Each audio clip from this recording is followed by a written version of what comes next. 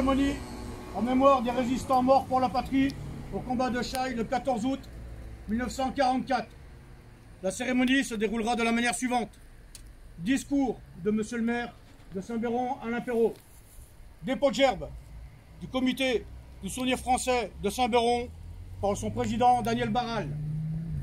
Minute de silence.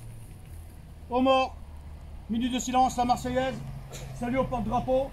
À l'issue de la cérémonie, la municipalité vous invite au vin d'honneur au foyer communal de Saint-Béron. Pour le discours, le porte-drapeau, vous êtes invité à mettre le drapeau bas. Ça vous évitera trop de fatiguer ou de tirer sur le bras. Ouvrez le vent.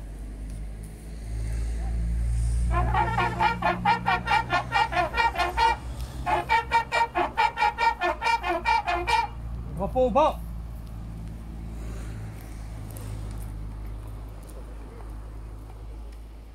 Discours. Messieurs les anciens combattants, mesdames et messieurs les élus, mesdames, messieurs, chers amis, le souvenir commence avec la cicatrice, écrivait de ses mains le philosophe Alain Fournier. En ce vendredi 14 août, nous sommes réunis devant ce monument aux morts pour rendre hommage à tous ces hommes qui ont donné leur vie et dont le nom figure à jamais dans la pierre de ce monument.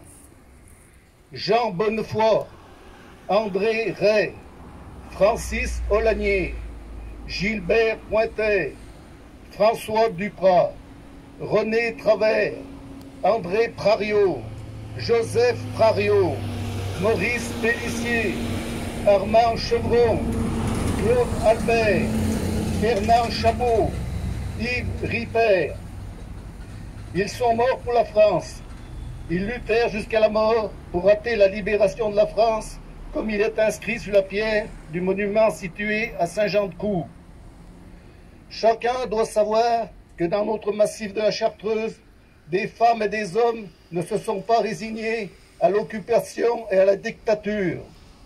Pour ces partisans, la libération était inséparable de la liberté, la résistance incarnait la République retrouvée, délibérément pour les uns, sans le savoir pour les autres. Des citoyens résistants se sont inscrits dans la lignée des habitants de notre département généreux et idéaliste, refusant l'oppression et l'injustice. Souvenons-nous toujours que, comme le disait Bertolt Brecht, celui qui combat peut perdre, mais celui qui ne combat pas a déjà perdu. Mesdames et messieurs, en évoquant aujourd'hui la mémoire de toutes ces victimes, il est nécessaire de rendre hommage aux armées alliées et aux forces de la résistance intérieure et extérieure, tous ces résistants, hommes, femmes, maquisards ou de simples citoyens de toute conviction idéologique, de France ou d'ailleurs, qui, à la suite du général de Gaulle, ont fait face avec courage et détermination pour permettre la victoire sur le nazisme.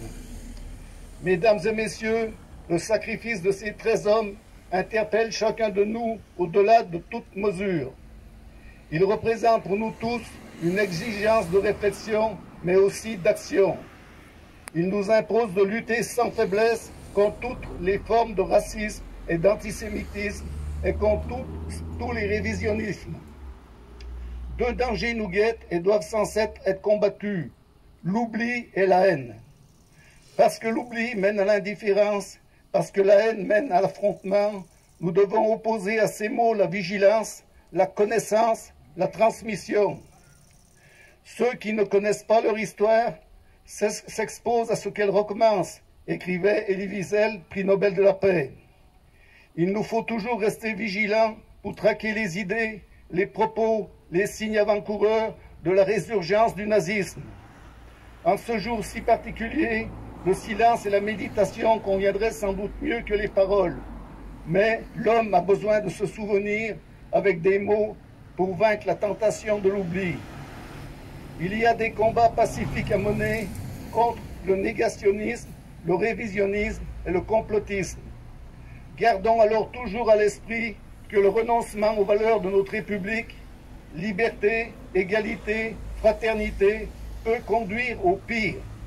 Vive la paix, vive la République et vive la France. Drapeau en sautoir.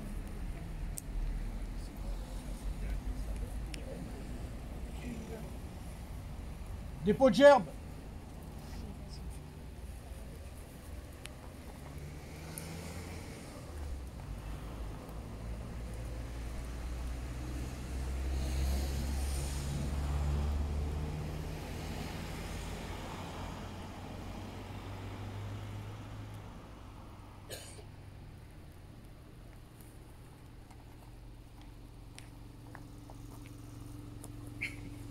Aux morts.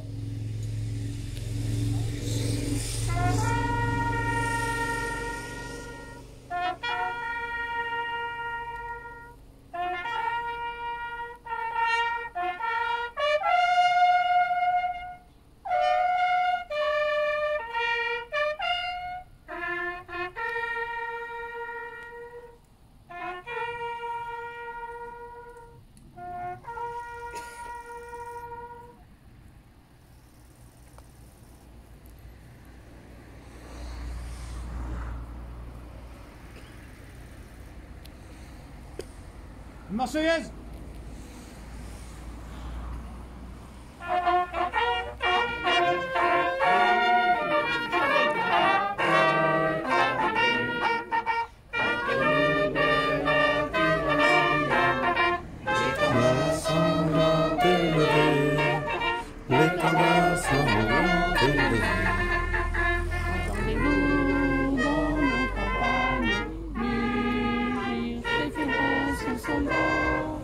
Ils viennent jusque dans nos bras, égorger nos fils, nos compagnes, nos âmes, nos citoyens, formez vos bataillons, marchons, marchons,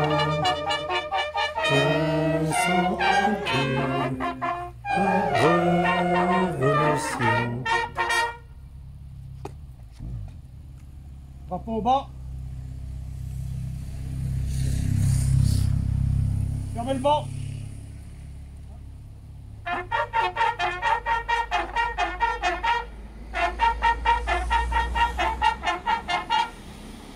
La musique, est-ce que vous avez prévu de jouer un air ou pas? Aux ordres.